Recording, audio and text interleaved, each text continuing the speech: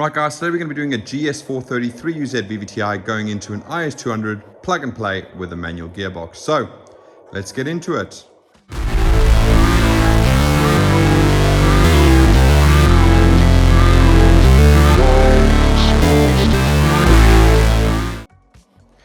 Right, as I said, this is a GS430, specifically a 2000 to 2005, which means it came with a 5-speed auto originally. It's plug and play into an IS200 for use with the manual gearbox, and in this case, he's using a J160 6-speed manual. So, what we're going to do today is, as per usual, we're going to go through the layout of the harness, show you where everything goes, all the routing, where everything plugs in, and explain it in great detail. Then we're going to go into the testing, which involves a section with the ignition on and a section with the engine actually running, so you guys can see it running. But first of all, you can see this is an adapted harness, so you can see we've taken an existing harness, we've cleaned it all up, removed everything it needed removing, added what needed to be added, and made it all plug and play inside the ECU box here. So let's take a look at that process, and we're back in a second.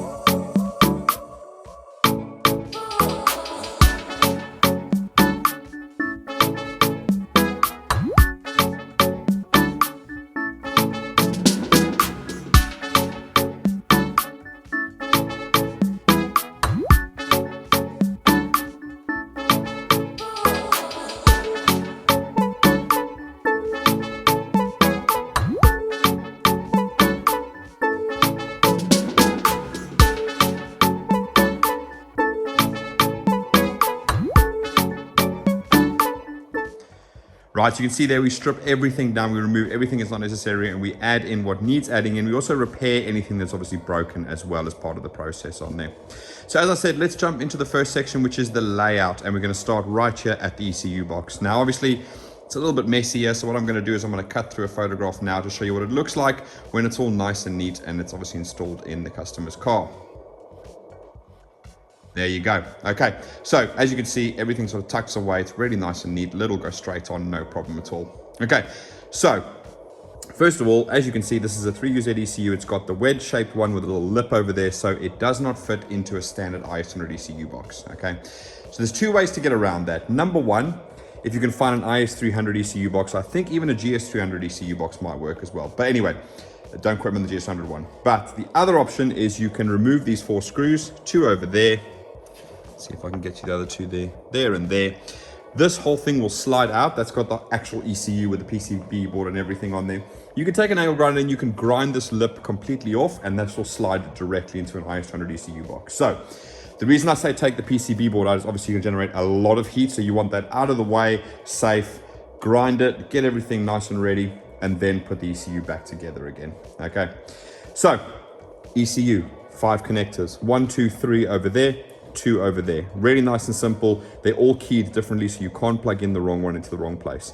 No worries there whatsoever. Nice, straightforward, super simple. Okay, then these 2 plugs, the majority of the wires obviously end up at our interface between the IS200 and the 3UZ, and this plugs into the 2 existing connectors that are already left over in your IS200. So these should be dangling around in your ECU box once you remove your 1G-FE engine. So they plug directly into there and they interface with the 3UZ. Next up, you've got your body plugs. Now, there are only 3 of them. Again, all keyed differently, so you can't get it wrong. But this white one goes into the gray one, the black one goes into the black one, and this sort of cream ivory color one goes into the blue one. So again, we've used these over from the GS430. We've supplied this one for this, so that's why they're different colors, but they're keyed exactly the same, have the same amount of locations for wires, and so they plug directly in. But again, all 3 are different, so you can't plug it in the wrong place, so don't stress about that at all. Okay. Next up, we have a junction connector. So again, this can be tucked away nice and neatly in there. No dramas at all. Then we have our little STP relay, or brake switch relay as I call it. So basically this imitates the 4-wire brake switch that would normally come on the GS430. Now, if you do know, the IS200 Auto did come with a 4-wire brake switch, but the manual did not come with a brake switch. So we do add all of these to our IS200 harnesses. You won't find them on the IS200 because they do actually come with a 4-wire brake switch as factory, so we don't need to do that. But on the IS200 we do, because obviously we don't want you to be limited. So if you had an auto IS200 and you bought a harness from us, we still put the relay in, because if you wanted to sell the harness on, you could sell it on to any body. So it works both in the auto and the manual version, and that's why we do it, okay? And then lastly, for the ECU box, we've got our tacho converter. So the 3UZ ECU gives out a 4-cylinder tacho signal, so we need to convert that to a 6-cylinder for the IS200 dash, okay? So this is completely adjustable. I adjust it to the best of my ability here using my diagnostic machine, but all you got to do is pop the lid in here. There's a little pot resistor where you can see you put a screwdriver in and you can turn it either clockwise or anti-clockwise. And so if you're not happy with where it sits, then obviously plug in a diagnostic machine, check that everything, you can get the RPM signal through that diagnostic machine. And then obviously when the engine's idling, you can put the accelerator down, hold it at a certain, say 1,500 or 2,000 RPM, and you can adjust this to then match. And then obviously check it against your OBD2 machine, which is basically what I do here. But again, I have a dash that's sort of sitting on top of a car and so on, so I always don't get the correct angle of view. So again, feel free to adjust that if you would like to. Okay. Right, so that's the ECU box, nice and simple. Then we move on and we get our grommet, which slides directly in there, as you saw in the picture earlier. Nice and simple and straightforward. Moves along here for a small taped up section. Then we get to a rubber section over here, which then moves us on to our first plastic section over here. So this gets bolted on in 2 places, there and there. Super simple, 10 socket, M6 bolts, done. First section that pops out over there is going to be injector 1 and coil 1. Now obviously I take this time to let you guys know that the way this engine works is you've got cylinder 1, 3, 5 and 7. On the other side you've got 2, 4, 6 and 8. Okay, you always look from the driver's perspective. So from the back of the engine, this is going to be the left bank and that's going to be the right bank. So right is even, left is odd. These can also be referred to as bank 1 because of cylinder 1 and bank 2 because of cylinder 2. So it can be referred to as left bank, right bank, bank 1, bank 2, depending on what diagrams you're looking at or etc. So those are all the terminologies that you would use, but basically 1, 3, 5, 7, 2, 4, 6, 8. Okay, right, so that comes out, injector 1, coil 1, simple. At the front here it comes out, and this is the first one that comes out, and that's your oil control valve for the VVT-i system. So again, this is only on the inlet cams for the 1 and 3UZ VVT-i, not on the exhaust cam. That is obviously the next generation of engines. So GR, UR, they had VVT-i on both inlet and exhaust cams. Okay, then it moves down here, breaks out a little bit of section over there and goes to your TPS connector, or your throttle position sensor connector. So again, this is how you can tell it's a 5-speed engine, because it has the 4-pin TPS connector here and it has the 2-pin throttle motor connector over there. If this was a 6-speed, which would have been 2005 to 2007, then you would have had just a 6-pin plug over there. And again, I'm referring to the GS models now. Okay, there are variations, and I've got a video on 3UZ how many there are, if you want to go through all the different models that I can verify from the United States, Europe and so on. They're all on there. Anyway, so that's your TPS. It goes a little bit further down here, breaks out over here and goes to our front cam sensor. Okay, so a little bit of information. These engines actually have 3 cam sensors. This one at the front here is homing on a single tooth. Okay, so this is for the ECU to know the position of the engine to do fully sequential injection and ignition. So again, single tooth on your cam pulley there, that reads that one. Obviously it goes inside there and you've got a little variable reluctor sensor on there. Then the ones on the camshafts, which we're going to go through in a minute, actually have 3 teeth in the middle of the cam, and that's for the ECU to determine the position of the cam based on what it's asking for it. So in other words, it commands these oil control valves to advance and retard the cams, and then it uses those to determine that the cams are doing what it's asking. Okay. Right, so that's what this cam sensor does, just for homing the engine so that it knows exactly when to fire each ignition coil and injector. Again, so that comes down there. You've got a mounting point there and a mounting point there. Ignore my clips, you shouldn't have these. I've just got ones that I can quickly and easily remove because I'm taking harnesses off on all the time. So again, that comes down to there, then it breaks out here, just above this hole here, into 3 sections. One is the aircon plug, so that's going to plug directly into your aircon pump, okay? Now, obviously bear in mind that the GS430 aircon pump is perfectly acceptable to use in an IS200 swap. It doesn't have the funny solenoid at the back like the LS430, so you can plug that straight in, and as long as all the other AC system is working, correctly plumbed, gassed up, your AC will work, okay? The other one that breaks down there, and you'll see it comes through here. I've actually got it coming out there, so it goes through that hole, then through there, and that's going to be for your oil pressure switch. Now do bear in mind, this is an LS430 engine, not a GS430 engine, so it's got the mid/rear sump, and the oil filter housing is facing forward. This would not work on an IS200, 300 or Tesla swap, because this gets in the way of the sway bar. Now on the GS430 and the SC430, they have the front sump, and this oil filter housing is actually pointing backwards. So that's why this comes up here. It can come through the hole here around the back of the aircon pump, and your oil pressure switch, which looks exactly the same as that, is obviously pointing like this towards the rear. So that's going to come down there and plug in over there. Okay. Then lastly, the one that actually goes all the way through. I wonder if you can see it there. There it is. There you can see it there. It comes down through there, and that's going to be your crank sensor over there. Okay. So again, super easy. Everything is a different plug. You can't get into the wrong place, but that is how it's all routed. And you can put the plug through there and pop it out through there with the aircon pump in. I've done it many times. Obviously, I've got years of experience, but I'm just like, it can be done. Okay. Right, so that's this front section over here. Let's carry on with the rest of it over there. So obviously, again, this is bolted down here. We then have a small section where it's just taped up, and we get to our next piece of plastic there. And that is mounted there and there with 2 bolts. Again, 10mm socket, M6 bolt, easy peasy lemon squeezy. This section has 3 breakout points there, there, and there. So let's go through what's coming out here. So in this first section, we've got injector 3 and coil 3. We've then got the cam sensor for the left bank VVT-i. So in here, if you had to pull the cam cover off, you'll see there's 3 teeth on the cam that this cam sensor is reading. So that's 3 teeth giving the ability to read actual degrees of rotation. It's got 3 reference points. Next section over here is going to go to injector 5 and coil 5, and then lastly to your noise filter. Okay, so this is just a capacitor. What it's basically designed to do is effectively absorb any noise from the injectors firing, from the coils firing, any sort of electromagnetic interference. Basically what happens is there's the 12-volt supply that goes to your injectors and your coils. That's a capacitor. It grounds out through the cylinder, through the inlet manifold there, and basically any sort of noise it'll absorb through the capacitor and then drain straight through to earth. Okay, so that's what that does over there. Next up, last section where it's going to break out here is going to go to injector 7 and coil 7. Again, nice and simple. So again, they do break it out in sections over there. So that's 3, 5, and 7 over there. You just got to watch out for things like the cam sensor and the noise filter. Otherwise, the rest of it is 2, 2, 2. Really nice and simple. Okay. End of the plastic is going to sort of bend to go over the fuel pulsation damper. So this is not a regulator, so don't take your screwdrivers and start turning these. These are not regulators, they're fuel pulsation dampers. Fuel pulsation dampers are purely designed, they have a diaphragm in here to absorb any pulses in fuel pressure when the injectors actually fire. So that's all this is doing. And there's one on here, and there's one on here, and you can see the screw over there. But what it does do is a really nice way of telling whether you've got fuel pressure, because this screw will go all the way down when there's no fuel pressure, and it will rise up when you have fuel pressure on there. And you can kind of get an idea of how much fuel pressure you've got. So if that's absolutely rock hard, I can normally, just by pushing down my finger, I can actually push it down there. And we're running a 4-bar fuel pressure regulator as part of our filter on here. So again, if that is completely rock hard, look at your fuel return system. Because remember, these are a deadhead system, so the pipe just comes in there.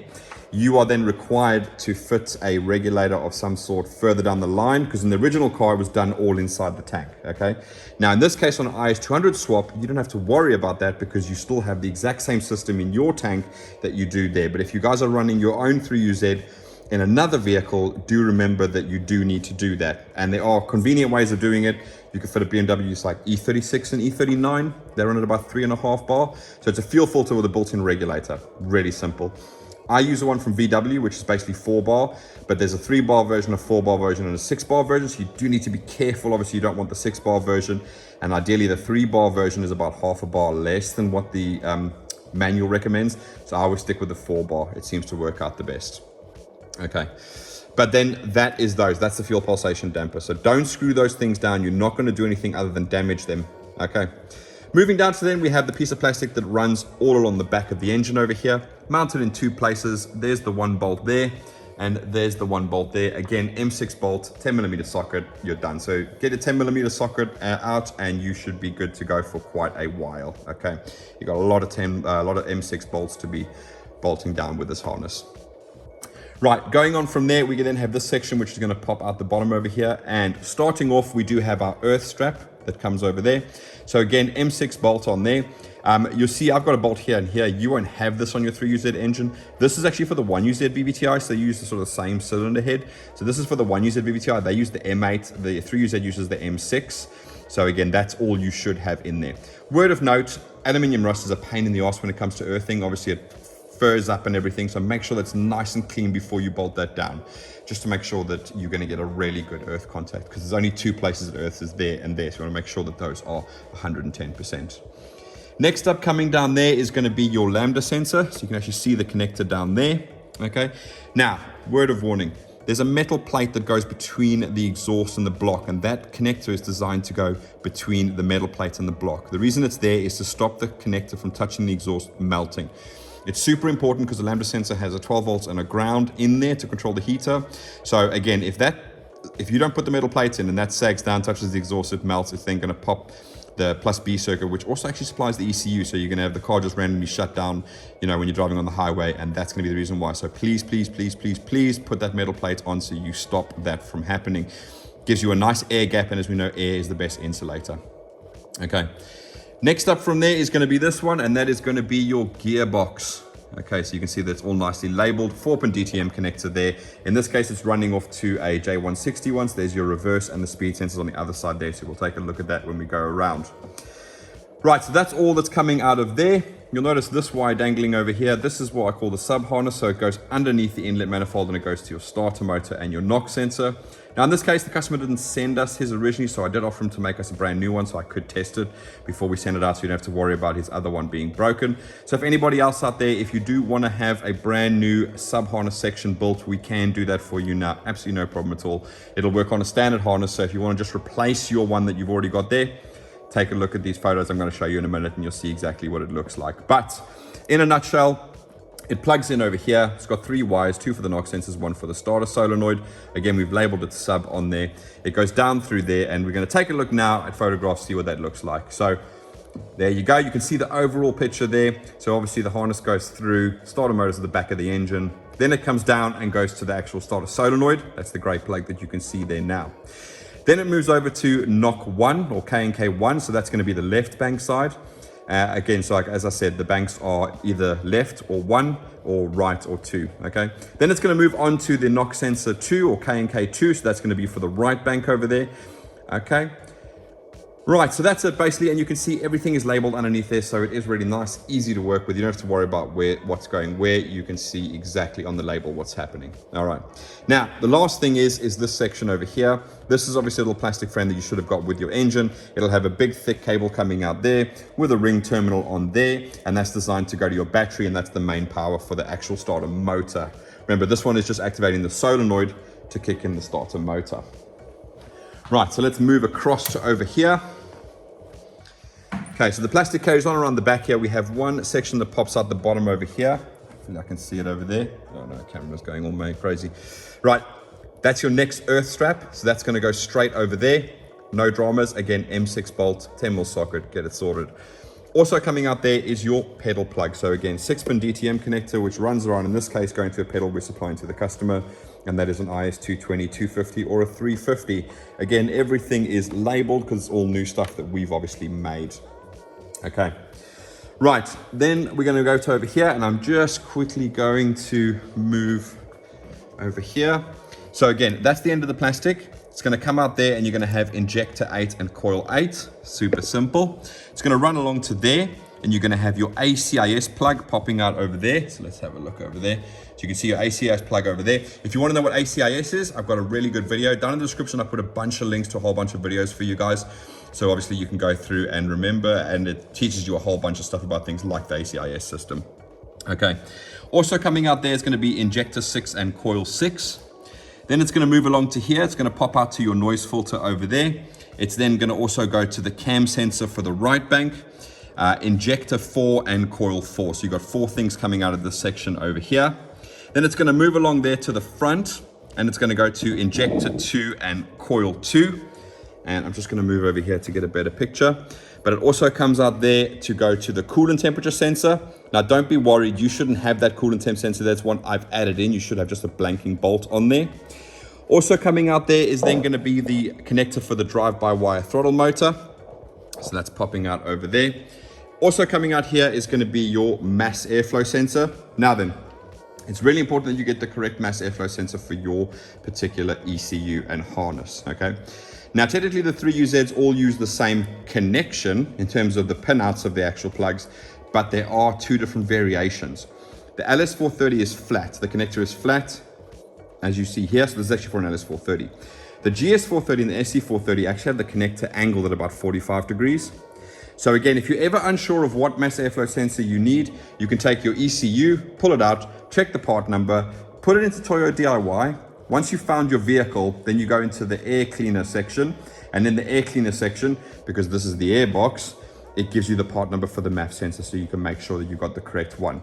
Once you got the Toyota part number, you can do what I did here, which is basically cross-reference a Denso catalog to the part number, and I found a Denso equivalent, and obviously Denso make the original one, so if you want a slightly cheaper part than buying from Toyota, again, buy from Denso and you can get it directly from most places. Just make sure it's a reputable place and you're not buying like Chinese copies off of eBay. Anyway, that's your mass airflow meter, okay?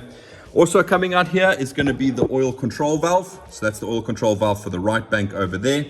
And then the last section that comes down here that I'm busy holding on to comes all the way down to the bottom here. And it breaks out into 3 sections here. So you've got your 3-pin plug for your alternator.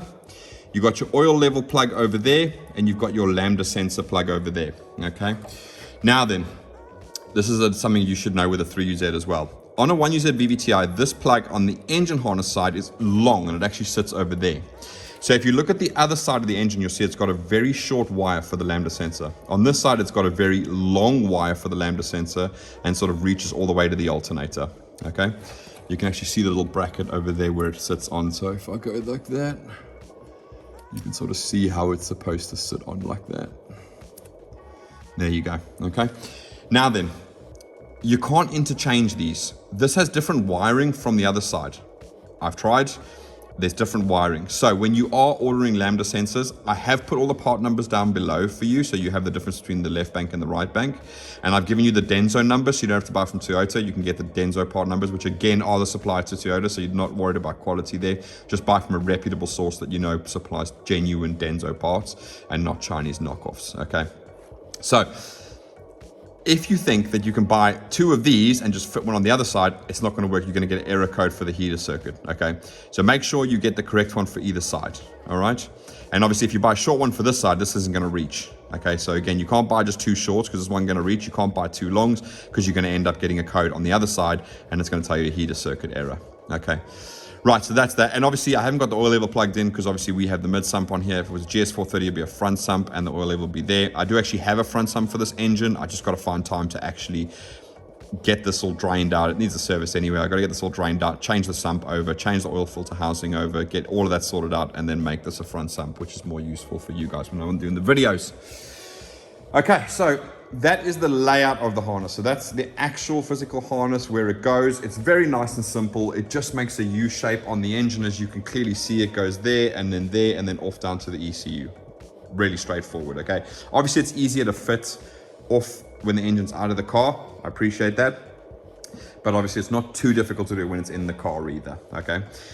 Other little tip I'm going to give you is your ACIS solenoid. You've got to pull the intake off to put this harness on, okay? This is the time to test your ACIS solenoid, okay?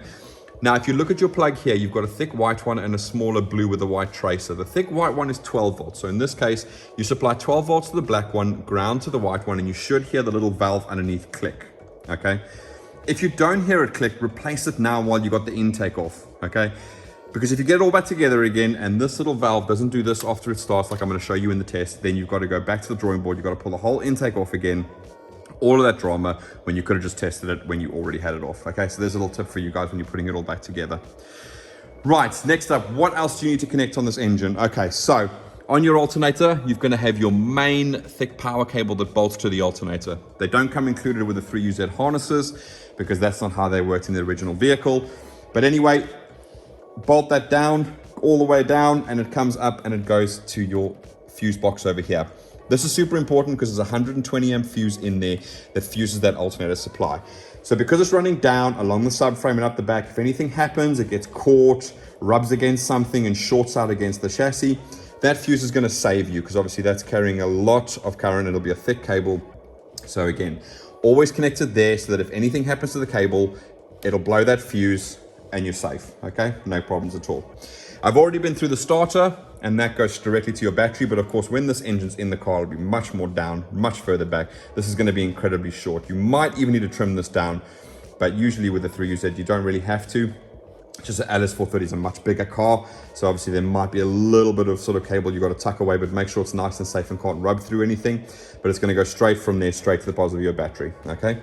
This one you see over here should already be on your battery, and that just goes straight down to the fuse box. It goes in the bottom here. There's no plug, it isn't bolt in, it just comes dangling out, and that goes on there. That's what supplies power to your entire vehicle, okay? That's your connection between your battery and your vehicle. So if that's not connected, you're gonna have absolutely nothing going on in the car. No lights on the dash, absolutely nothing at all, okay? So those are the powers onto the earths. This is what you should see in your particular car. This goes down underneath the battery, bolts to the chassis, and it goes down, and I'll find the other end.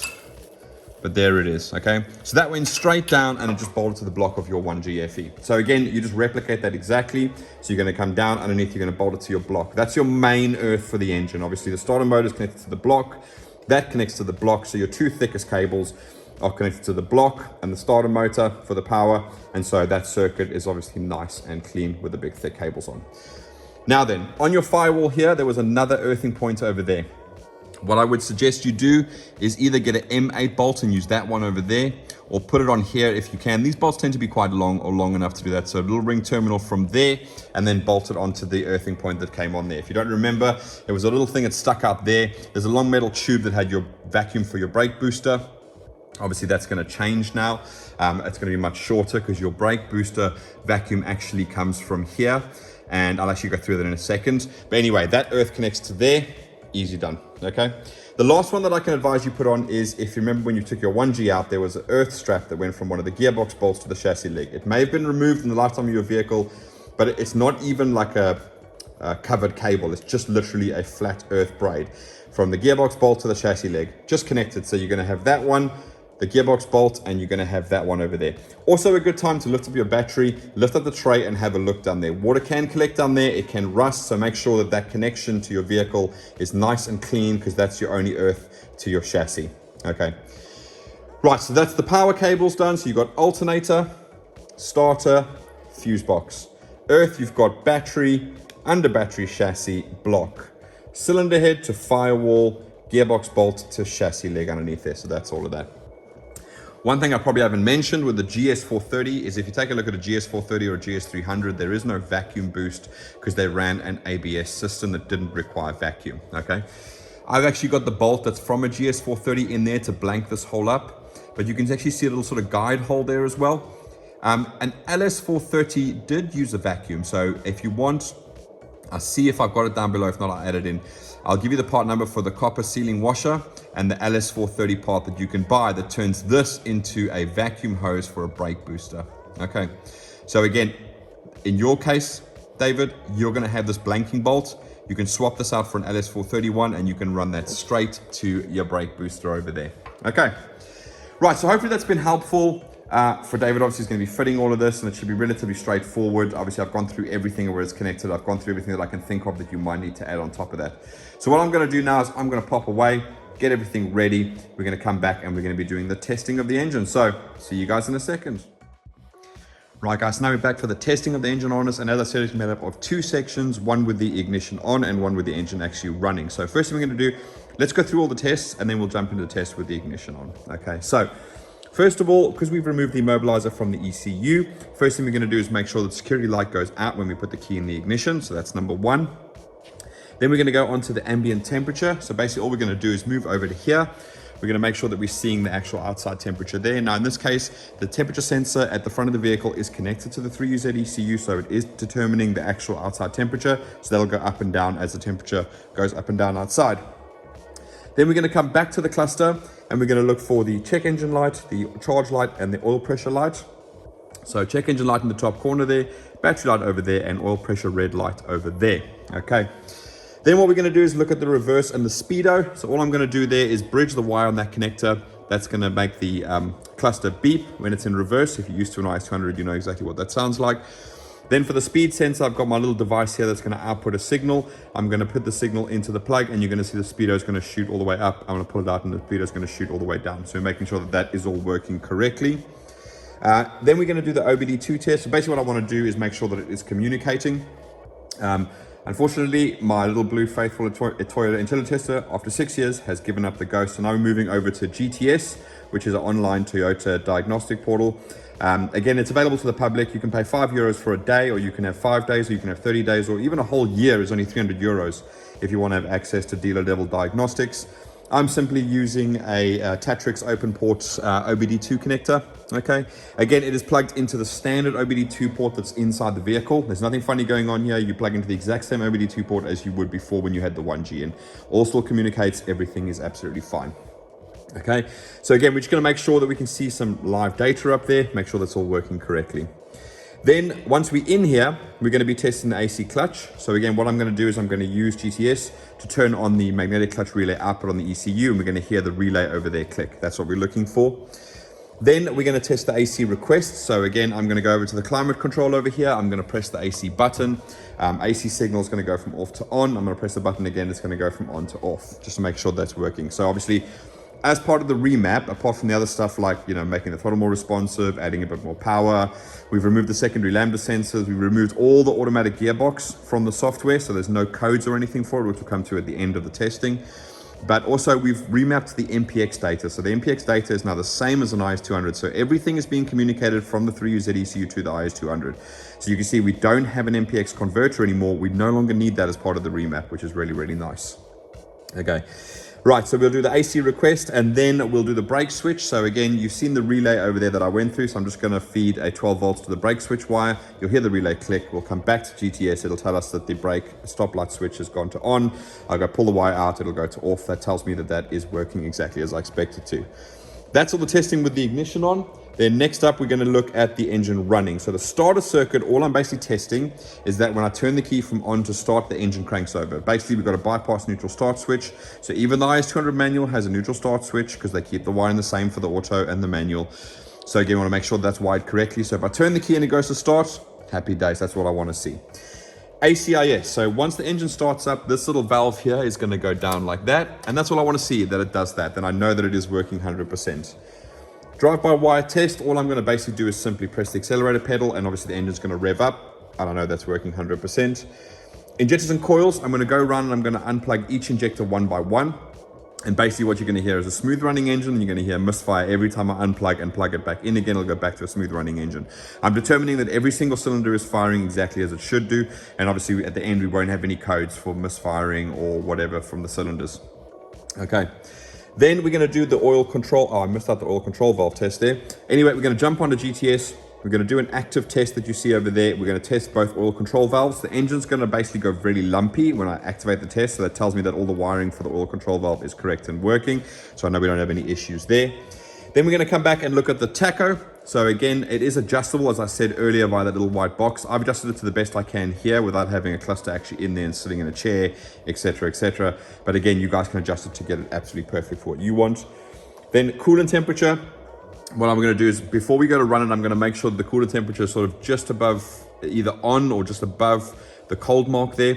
And then when we do the running test, as we go through everything, hopefully that'll climb up and we'll see that it actually starts at one point and moves to another point, so we can actually determine that the coolant temperature sensor is working and the data is being transmitted via MPX, which has been corrected by the remap. Okay. Then lastly, we're going to go into diagnostics or diagnostic trouble codes, and we're going to make sure we've got no codes. We should have absolutely zero codes in this harness whatsoever. Okay, because again, we've remapped it, so we removed all the secondary lambdas, we've removed the automatic gearbox, we've removed the EVAP, we removed everything, so you should have absolutely zero codes on you at all. Right, so let's jump into it. So first of all, we're going to do the immobilizer. So again, you can see I've got the security light flashing over here.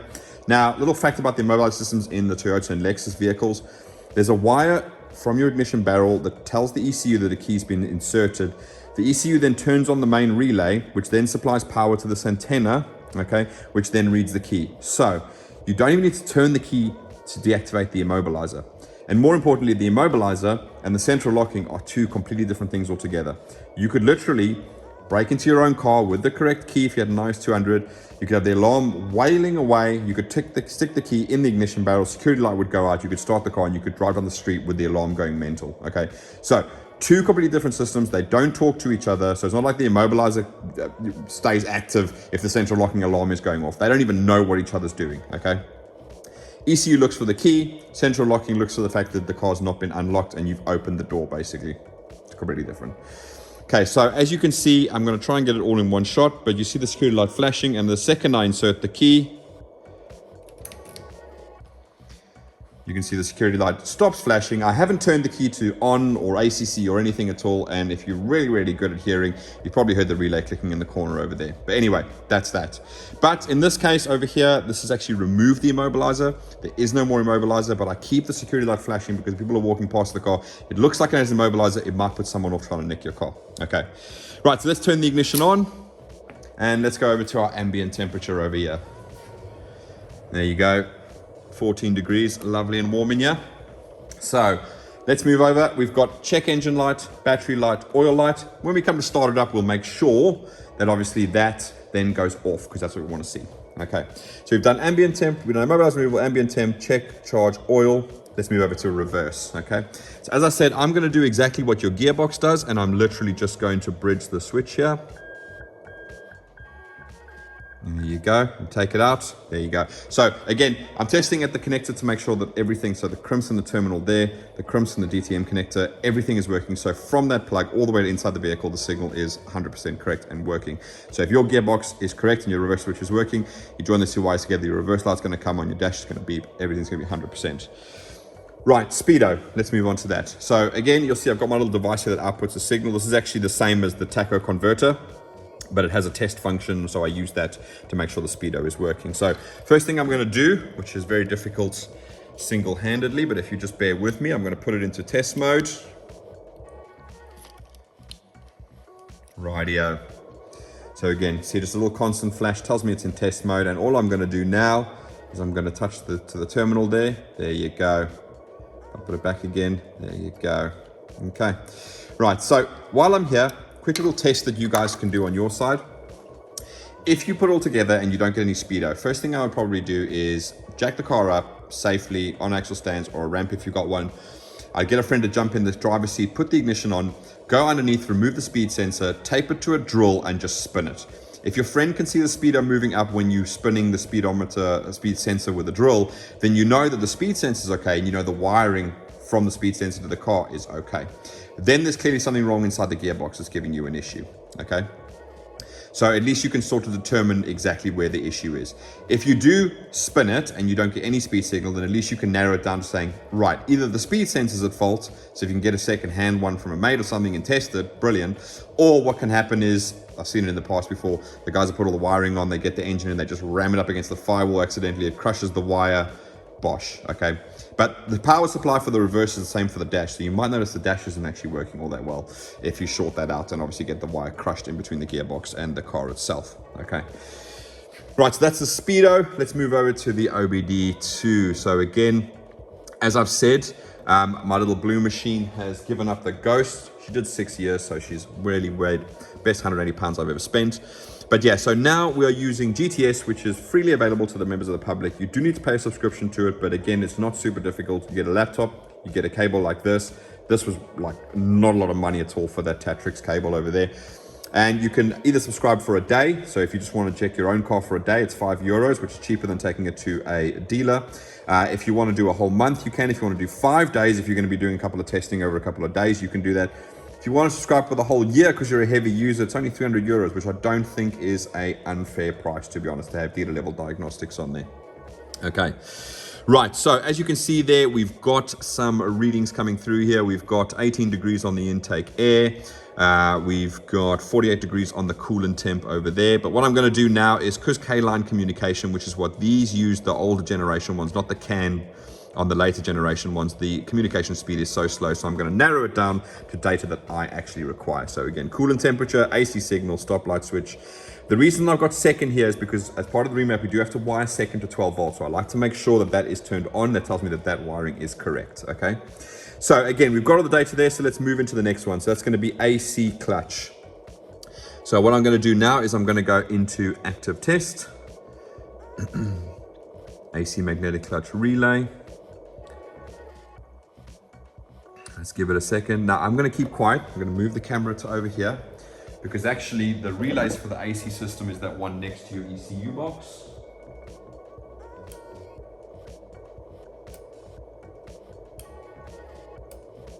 Okay.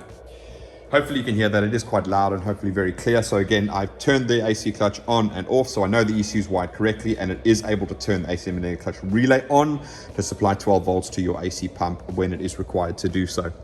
I will reiterate again that you do need to have all of the other stuff plumbed up correctly. There is a pressure switch involved, so if the pressure is either too high or too low, this won't work, etc, etc. So exactly how a GS430 aircon pump would normally work is how yours is going to work. So everything is stock standard in that regard. Right, next up we're going to have AC requests. So remember, we remap the MPX data, so we want to make sure that that data is being transmitted correctly. So we're going to hit here, and we're going to see AC signal is now on. Turn that off. AC signal is off. Also part of the remap, which is quite nice as well, is when you do press the AC button, the idle picks up. So I might show you that when the engine's actually running. I'll just go press the AC button quickly in between another test, and you'll see the idle picks up and goes back down again. Right, next up is brake switch. So at the moment you see stoplight switch is classed as off. I'm gonna pop around here. Let's just give it 12 volts. And keep it there. And you guys, you can hear the relay clicking away there that we've added in. Stoplight switch goes to on. Pull that off, you can hear the relay click again. And stoplight switch has gone to off. So I'm super happy with that. That means all the connections are correct and it knows when the brakes are being pressed and not pressed. Right, so that's everything to do with the ignition on testing. So I'm gonna get everything ready. We're gonna pop back again, and I should be able to do it straight away because you can see the coolant temperature is off the needle and just below the cold line. So I'll probably come straight back. For you, it'll be 1 second, but I'll see you guys in a second. There you go. Okay, so now we're going to do the testing with it running. Quick recap: starter circuit, ACIS, drive-by-wire, oil control valve, injectors and coils, tacho, coolant temp, and then we'll look at the diagnostics after that. So, as I said, what I'm looking for the starter circuit is as I turn the key, the engine's going to crank over. So, let's do that right now. So let's turn the key over. Super happy with that. So that is perfectly fine. Let's go over to the ACIS. That's gone down. Super happy with that. Okay. Drive-by-wire test. Super happy with that. Let's pop into the oil control valve test now. So let's go over to GTS. We'll do bank 1 first.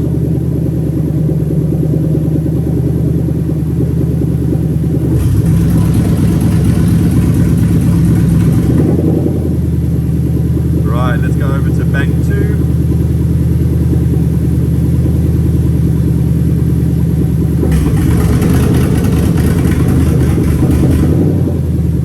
Happy with that. Let's pop out of here, go back to our data list. Let's set it to that. Right, so that's oil control valve. Let's do injectors and coils. Okay, right, so we'll start here with number 8, number 6, number 4, number 2,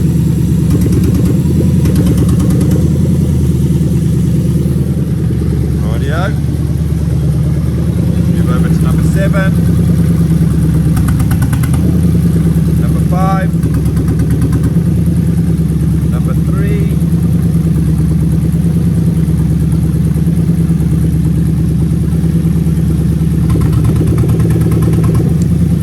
and let's do number 1, which is always a bit tricky.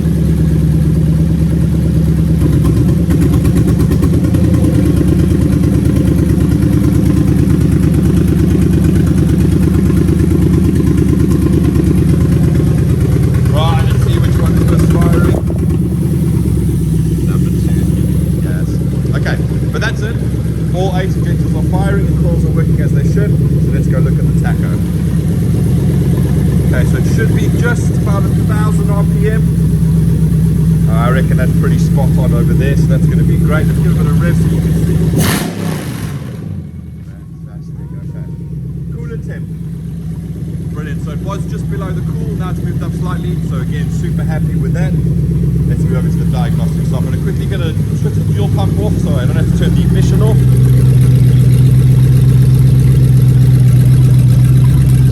Okay, brilliant.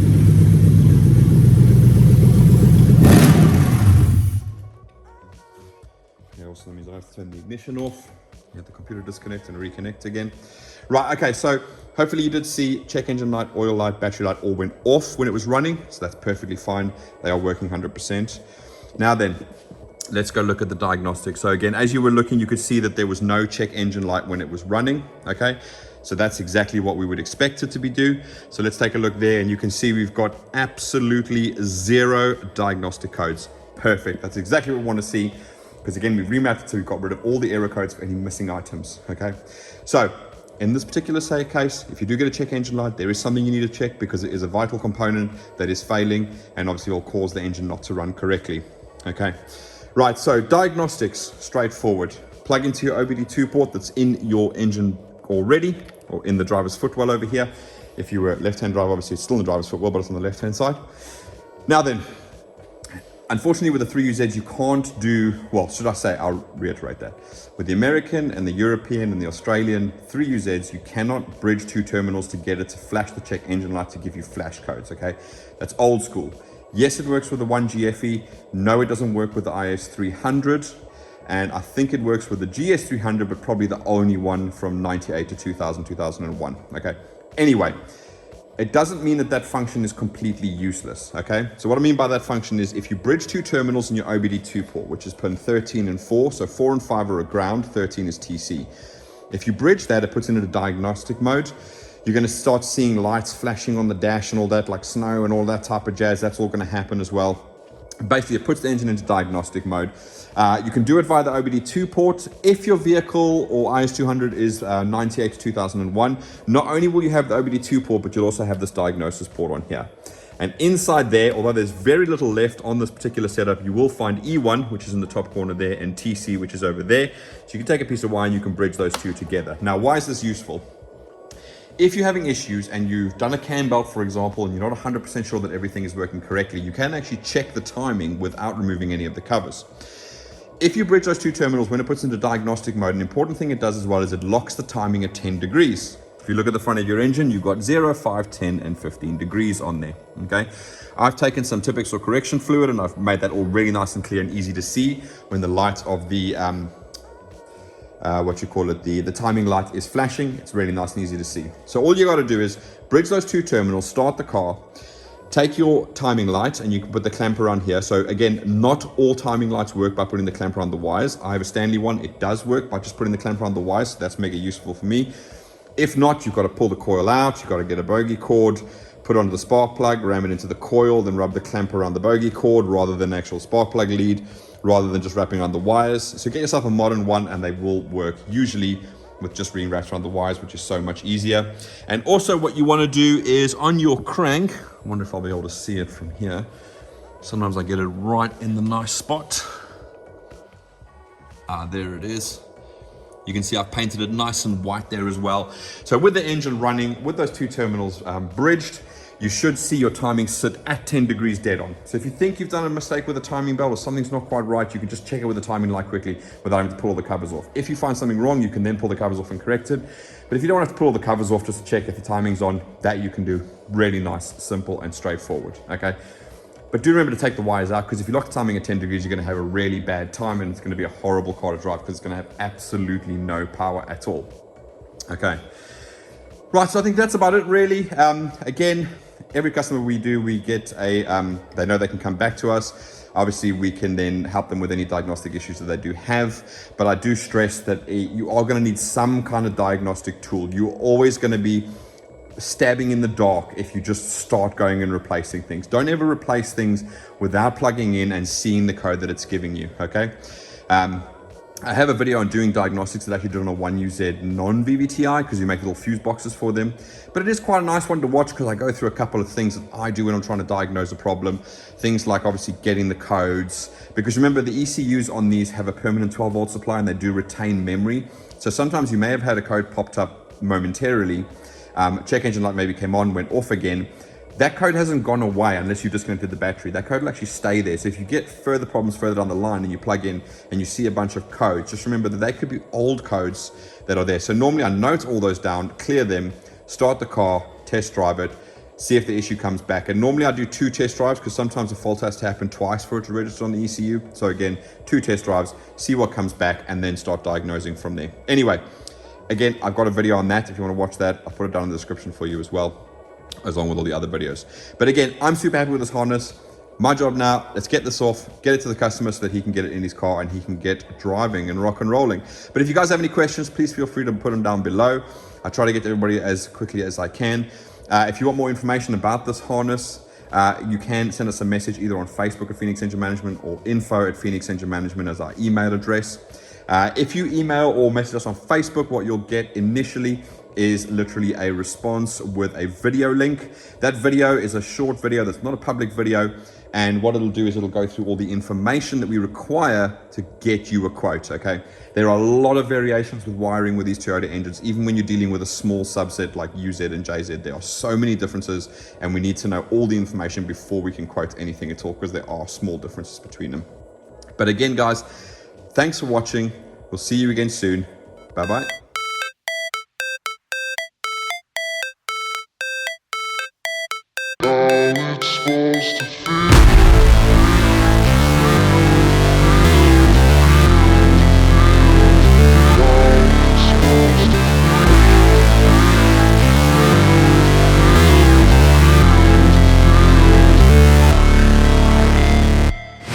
Never break, always fight, never quit, do it right, play the game, win it life, have no shame, there's no time, feel the pain, live the grind, I could change, in my mind, pick a lane, commit and climb, the only way to win it life. I never miss, that's fact, taking big swings, put your hand to the bat, put me in the ring, you'll go out in a bag, cause I sing what I mean and I bring it to the mad light. Ain't got time to kill, I got time to feel, I took the red pill, I know life's short so I wanna live real, but I was exposed